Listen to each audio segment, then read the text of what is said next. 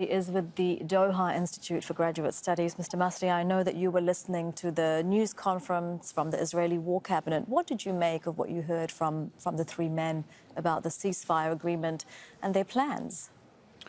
Well, first of all, there was something that was striking, and Marwan spoke to it a few minutes ago, and that is that Netanyahu tried to claim that the only reason that he was able to achieve this victory, the only reason he was able to get these hostages back is because he's had the proverbial knife to Hamas's neck, right? That he's been, overwhelming them with military force.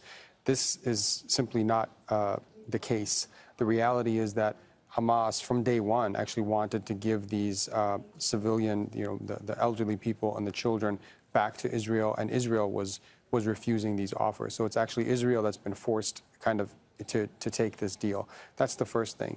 The second thing, now, in terms of their end game here, it was also striking to hear all three men talk about the need to continue this war. Yeah, exactly. They say that Prime Minister Benjamin Netanyahu, he even said that he hopes that the ceasefire can be extended, but ultimately the fighting has resumed because their goal is to defeat Hamas. Right, which is, as many people have noted, is kind of an unwinnable, war, right? Because Hamas is more of an idea than it is anything else. But even if we take them at their word that they're trying to eliminate Hamas, what we see is that the end game here is about greater Israel, right? This is something that is deeply embedded within Zionist ideology. It's been written about by many Israeli scholars.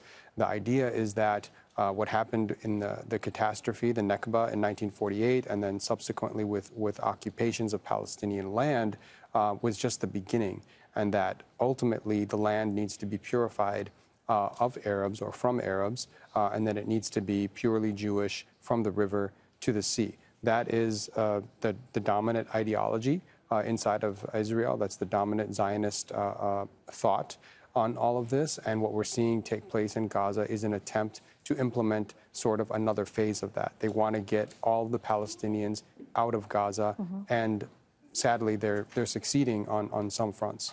And they've said that the Palestinians who have fled the fighting in the north and gone to South Gaza, that they will not allow them to return to the north. There are something like 1.5 million people in Gaza who are internally displaced. I mean, what happens to these people? Yeah.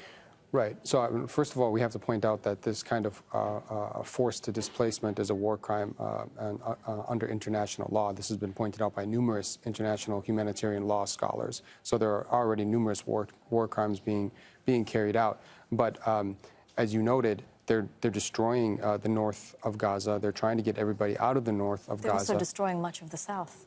Well, right. They've taken people to the south, and I think the goal now is to make life so miserable and make the conditions so bad that people have no choice but ultimately to leave Gaza altogether. But where do they go? Well, the Israeli government has been very open. They've been saying things like, why don't the Egyptians take the Gazans in? Why don't the Jordanians take the Gazans in? The Israeli government has been very transparent about what it wants to do.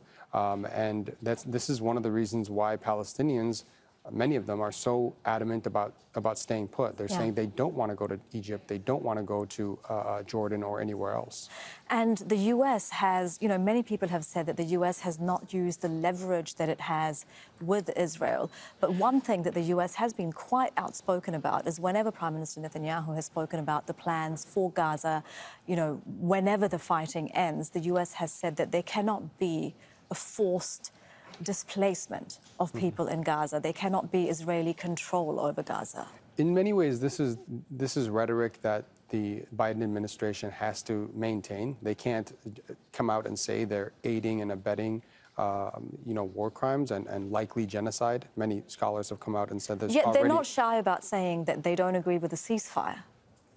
Correct. But, we don't want to necessarily go all the way down the road of internal American politics, but the bottom line is that the Israeli lobby in the United States exerts considerable sway.